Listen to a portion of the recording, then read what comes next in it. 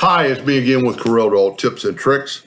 This is part 2 of sending a PDF and changing the size of your page. In the part 1, I just manually changed my page to a little bit rougher estimate of just so that it all fit. Then a viewer subscriber left me a message on one of the videos, and no matter where this is in the page, right here, and I even found this button from an old video of mine. I've already done it.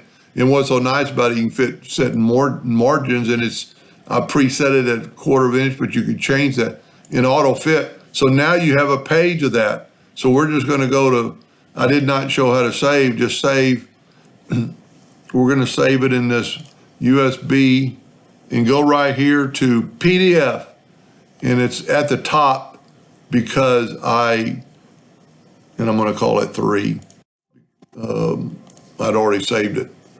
So what's going to happen when you go to this PDF, this is what it's going to look like. It's going to have 1/4 inch borders, and the customer can really see what's going on.